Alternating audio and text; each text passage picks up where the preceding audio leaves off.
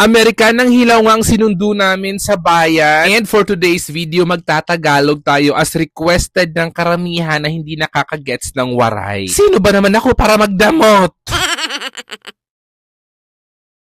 After lunch na nga namin naisipan pumunta ng bayan kasi meron pa kami mga church duty, tapos yung susundiin din naman namin is hapon na makakauwi. Bayan ng Katarman kung tinatawag dito sa Northern Samar yung pupuntahan namin kasi doon talaga yung pinakabayan namin. Doon nagsimula yung mga fast food na nakikita namin sa Manila lang, pero ngayon sa bayan meron na kaming mga iba't ibang mga fast food chain na malls. Pag galing sa amin sa Lawang Municipality, Barangay Rawis, papuntang bayan ng Katarman, nagtitake siya ng 1 hour pag tricycle yung ginagamit or 1.5. Pag mga van naman and buses, 45 minutes to 1 hour din siya kasi di mapahinto-hinto yung iba. Karating na nga kami ng Gaisano Mall, Katarman, and today's video, magpapasalamin muna si Mother dahil isa dito sa mga rason kung bakit sumama kami dito sa Katarman para makapagpasalamin na siya. I-recommend ko nga sa kanya yung EO kasi nga yung salamin ko is galing sa EO din at saka mura lang talaga sila. Pero unexpected sa branch na to sa Katarman kasi sobrang mahal pala. Umabot ng 4,000 plus yung babayaran ni Mother and kulang kami sa budget kaya umalis muna kami. Nag-ikot-ikot na lang talaga ang mga tao sa Gaisano para malibang-libang lang kasi naman. Lesson learned talaga na pagpupunta kayo sa mga ganitong pamilihan, make sure na meron kayong budget para if ever may mga nagugustuhan kayo, pwede niyong bilhin agad, di ba? Dito rin bumili na ako ng notebook na gagamitin ko sa pag-school ko tapos mga kung ani-anik pa ganon. Nung naramdaman namin yung gutom, dito lang kami kumain sa mga snackan kasi busog pa nga kasi kami kasi after lunch nga kami 'di ba umalis. So ulitin ko pa ba sa'yo? So, ako na yung nag-decide na kumain kami ng siopaw dahil favorite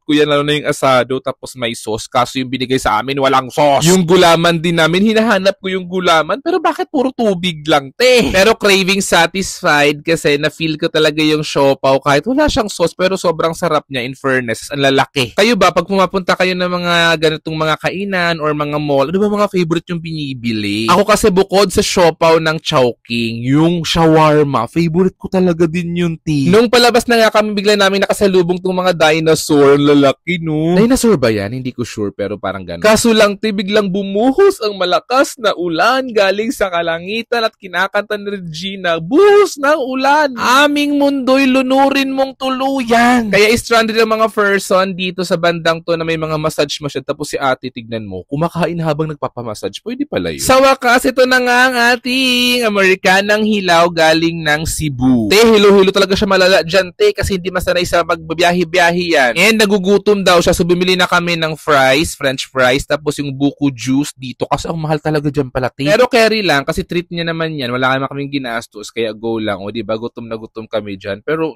snack-snack lang naman yan. Yang pinsan ko na yan, ang lakas ng loob, sumama-sama sa mga ganyang pasibu-sibu, pero te, pakatarman pa lang yung biyahe, suka-suka na. Chat nang magpapasundo na lang daw siya pa uwi kasi hindi daw niya kaya yung biyahe. O diba? Tapang-tapang lang. Sige. Napahinto nga kami dito sa bandang to para tumingin lang ng view. Tignan nyo naman, diba? Meron na kami mga fast food na KFC, Jollibee, McDo. So, sobrang innovative na ng Katarman. Gawin na natin tong city. Diba? Katarman City. O diba? Ang ganda. Hindi ko alam kung bakit hindi pa nila ginagawang city yung Katarman. Pwede naman gawin ng city yung Katarman. Ang ganda-ganda na nga, oh. Pauwi na pala kami niyan. So, hapon na talaga siya. Tapos, pinalipas lang namin yung ulan para hindi kami mabasa. Alam mo, te, nung pauwi na kami, akala ko makakauwi kami na maaga, pero nakauwi kami, te, magagabi na, parang 7 PM na. Ngayon ko lang na-realize na medyo matagal-tagal pala or mahaba-haba pala yung biyahe pag tricycle yung ginagamit. Hindi pa lang pala siya 1 hour, baka nagtitake siya ng 2 hours. Ganon. Ang ganda ng view sa summer, diba? Pero sana nakatulong sa mga naghahanap ng Tagalog version yan. Ayan. Ano bang mas bet nyo? Mag-Tagalog version na lang tayo ng voice over or magwaray-waray tayo? Kasi mas sa waray kasi mas nafe-feel ko yung gusto kong sabihin. Sa Tagalog naman, limited lang kasi nahihirapan nga ako. Okay, bye.